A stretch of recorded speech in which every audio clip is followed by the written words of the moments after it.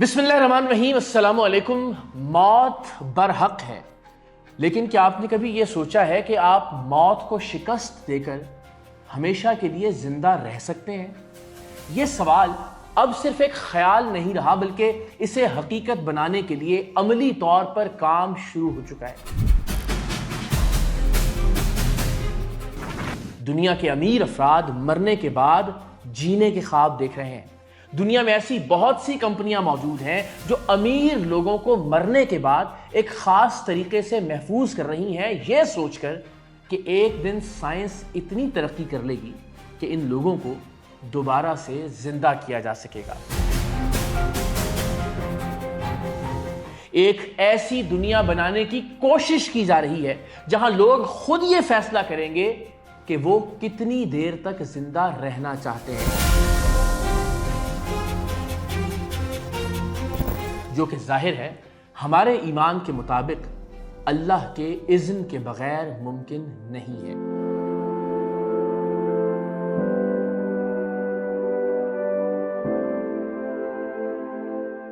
लेकिन नाइट्रोजन के चैम्बर्स में तैरती हुई 650 लाशों का राज क्या है? 5000 से जायद अफराद क्यों अपनी मौत के बाद इन चैम्बर्स में महफूज किए जाने का इंतजार कर रहे हैं? ऐसा कौन सा पुरस्कार तरीका है जिसके जरिए मुर्दा जिस्मों को इस अंदाज में महफूज कर लिया जाता है कि इनके आज़ा गलने सड़ने से बच जाते हैं? और क्या वाकई साइंस ने कोई ऐसा अमल या टेक्नोलॉजी दरियाफ्त कर ली है जो जिस्म और दिमाग को इस हालत में महफूज रखता है कि इन्हें मुस्तकबिल में दोबारा जिंदा किया जा सके? ये लोग दोबारा कब और कैसे जिंदा हो सकते हैं? दुनिया की कौन सी कंपनियां हैं जो ये हैरानकुन अमल सरअंजाम दे रही हैं? ये सब कुछ कब से जारी है और अब तक किन किन मरहलों से गुजर चुका है? क्या मेडिकल साइंस ने वाकई मौत की सरहद को अबूर कर लिया है? क्या मजहब जो मौत का तस्वुर पेश करते हैं, अब साइंस ने इसे मानने से इनकार कर दिया है? इस हवाले से आज की वीडियो के आखिरी जुमले निहायत अहमियत के हामिल हैं। सो आइए आज के व्लॉग में हम इस पुरस्कार और चौंका देने वाली दुनिया का दरवाजा खोलते हैं आपके लिए। क्रायोनिक्स एक ऐसा प्रोसेस है जिसमें इंसानी जिस्म या बाज़ औक़ात सिर्फ दिमाग को मौत के बाद मुंजमद कर दिया जाता है या फ्रीज कर दिया जाता है, इस उम्मीद के साथ कि मुस्तकबिल का इंसान टेक्नोलॉजी की ताकत से माजी के मरे हुए इंसान को नई जिंदगी दे सकेगा। हम मेडिकल साइंस की इस तरक्की को इग्नोर नहीं कर सकते कि इस टेक्निक के जरिए सेल्स और जिस्म के कुछ हिस्सों को फ्रीज करके महफूज किया जा सकता है। और यह तकनीक खास तौर पर बांझपन के इलाज में एम्ब्रियोज और एग्स और स्पर्म्स को मुंजमद करने या फ्रीज करके महफूज करने और बाद में उन्हें बहाल करके काबिले इस्तेमाल बनाने के अमल में बहुत कारआमद साबित हुई है। 20-20, 30-30 साल से फ्रीज किए हुए स्पर्म और एम्ब्रियोज को काबिले इस्तेमाल बनाया गया, यानी इनसे बच्चे पैदा हुए हैं, जो कि यकीनी तौर पर हैरानकुन है। लेकिन सच्ची बात यह है कि पिछले 58 बरसों में क्रायोनिक्स के जरिए किसी भी इंसान के पूरे जिस्म या दिमाग को आज तक जिंदा नहीं किया जा सका, लेकिन फिर भी लोग अपनी डेड बॉडीज को फ्रीज करवा रहे हैं। आखिर ऐसा क्यों है और किस उम्मीद पर है? क्रायोनिक्स में मुर्दा जिस्म को महफूज करने का एक तफसीली प्रोसेस है, लेकिन मुख्तसर ये कि मौत के फौरन बाद जिस्म को बर्फ के ठंडे पानी में रखा जाता है, मसनूई तरीके से ऑक्सीजन की सप्लाई और ब्लड के फ्लो को मेंटेन किया जाता है, जिस्म में ऐसे केमिकल डाल दिए जाते हैं कि ब्लड या दीगर मादे बर्फ के क्रिस्टल की तरह जमे ना, बल्कि नरम ठोस मादे का रूप धार लें।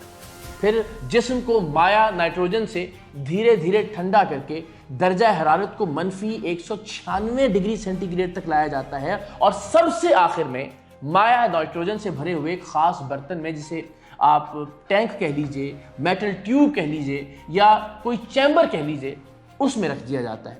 यूं समझें कि ये एक खास किस्म का फ्रीजर जैसा आला है जो बहुत ज्यादा ठंडक पैदा करता है ताकि जिस्म खराब ना हो सके। दिलचस्प बात यह है कि जिन लोगों के जिस्मों को आज तक महफूज किया गया है, ان لوگوں کو اس فیلڈ سے وابستہ لوگ ڈیڈ باڈی نہیں کہتے بلکہ پیشنٹ کہتے ہیں، یعنی مریض کہتے ہیں، جیسے وہ کسی اسپتال میں بے ہوش پڑے ہوئے ہوں لیکن زندہ ہوں، جنہیں فی الحال ناقابل علاج سمجھا گیا ہے لیکن بعد میں ان کا علاج کیا جا سکتا ہے۔ مزے کی بات یہ ہے کہ صرف انسانوں کو نہیں، امیر لوگ اپنے پالتو جانوروں کو بھی مرنے کے بعد محفوظ کروا رہے ہیں، کیونکہ کچھ لوگوں کے لیے ان کے پالتو جانور بھی ان کی فیملی کا، ان کے خاندان کا حصہ ہوتے ہیں۔ تو جہاں تک موت کے بعد انسانوں کو محفوظ کرنے کی بات ہے، یہ بات یاد رکھیے کہ یہ پروسیس کافی مہنگا ہے، اس لیے کچھ لوگ پوری باڈی کو یعنی پورے جسم کو محفوظ کرواتے ہیں اور کچھ لوگ صرف دماغ کو محفوظ کروا رہے ہیں۔ رابرٹ ایٹنگز جو کہ ایک امریکی مصنف ہیں، سائنسدان ہیں، شاید وہ پہلے انسان تھے جنہوں نے موت کے خلاف ایک طرح سے بغاوت کی۔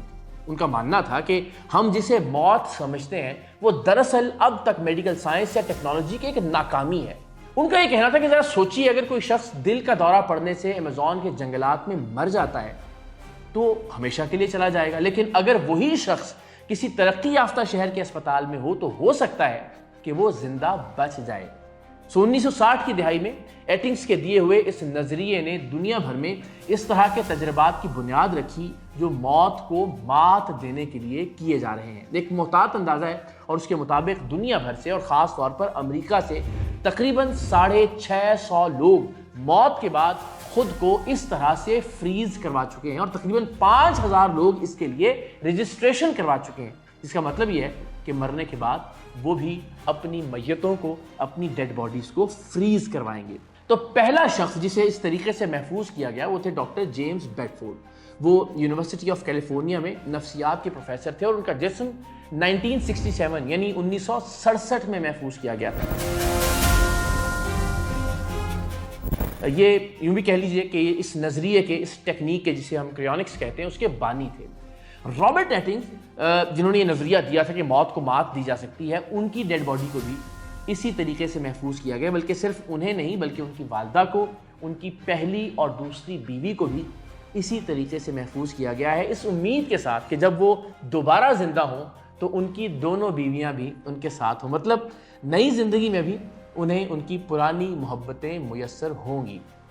بہت سارے امیر اور مشہور لوگوں کے ساتھ ساتھ مایا نائٹروجن کے ایک چیمبر میں ایک 14 سال کی برطانوی لڑکی کی لاش بھی تیر رہی ہے، اور یہ تاریخ کا پہلا کیس تھا جس میں ایک لڑکی نے اپنی لاش کو فریز کروانے کا قانونی مقدمہ جیتا تھا۔ تھائی لینڈ میں بھی ایک 2 سال کی بچی کو اس کے والدین نے موت کے بعد فریز کروایا تھا، ظاہر بہت پیاری ہوگی انہیں۔ سو یہ بچی دنیا کی اب تک سب سے کم عمر انسان ہے جسے کریونکس کے ذریعے مستقبل کے لیے محفوظ کیا گیا ہے۔ ایسے افراد کی لسٹ جنہیں موت کے بعد فریز کیا جا چکا ہے بڑی طویل ہے، لیکن قصہ یہاں پر ختم نہیں ہوتا۔ امریکہ کی مشہور ٹیلی ویژن پرسنالٹی اور بزنس ویمن ہے پیرس ہلٹن۔ انہوں نے نہ صرف کریونکس ٹیکنیک کے ذریعے خود کو فریز کروانے کے لیے رجسٹر کروایا بلکہ اپنے 2 پالتو کتوں کو بھی اس سروس کے لیے رجسٹر کروایا ہے۔ سو یہ فہرست مختصر نہیں ہے بلکہ ہزاروں افراد پر مشتمل ہے۔ دنیا میں اس وقت کریونکس کی خدمات فراہم کرنے والی بہت ساری کمپنیاں بھی موجود ہیں، روس میں، جرمنی میں، چین میں اور آسٹریلیا میں بھی ایسی کمپنیاں کام کر رہی ہیں۔ اس لسٹ میں ہمیں ایک انڈین شخص کا ریکارڈ تو ملا ہے، لیکن اس لسٹ میں ابھی تک کوئی پاکستانی شامل نہیں ہے، کم سے کم اس کا ریکارڈ منظر عام پر نہیں آیا۔ اب سوال یہ ہے کہ دوبارہ زندہ ہونے کا پیکج کتنے میں پڑے گا؟ تو 2022 کی ایک رپورٹ کے مطابق اگر آپ اپنی پوری باڈی کو مستقبل کے لیے محفوظ کرنا چاہتے ہیں، فریز کروانا چاہتے ہیں، اس امید پر کہ اگر میڈیکل سائنس نے ترقی کر لی تو وہ آپ کو دوبارہ زندہ کر سکے گا، تو اس کے لیے تقریباً 2 لاکھ امریکی ڈالر خرچ کرنا پڑیں گے۔ اور اگر آپ صرف دماغ کو فریز کروانا چاہتے ہیں، یعنی جسم سے سمجھوتا کرنا چاہتے ہیں، تو وہ نسبتاً سستا ہے اور اس کے لیے آپ کو $80,000 دینا پڑیں گے۔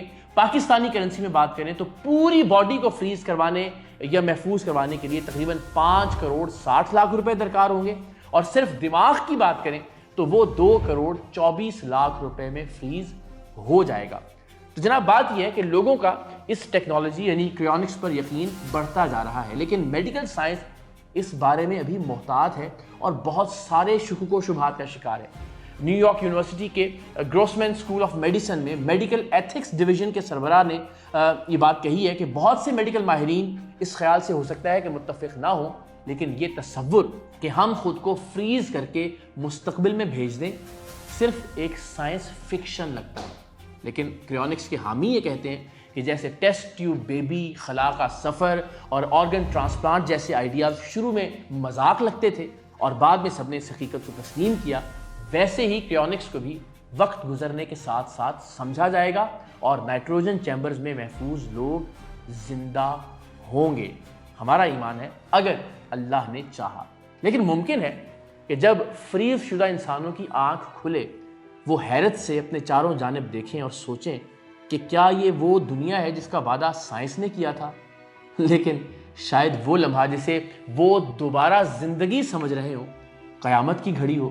شاید وہ سمجھیں کہ وہ کسی لیبارٹری میں جاگے ہیں، مگر کیا پتا کہ وہ میزان عدل کے سامنے کھڑے ہوں، جہاں ہر نیت، ہر عمل اور ہر خواب کا وزن کیا جائے گا۔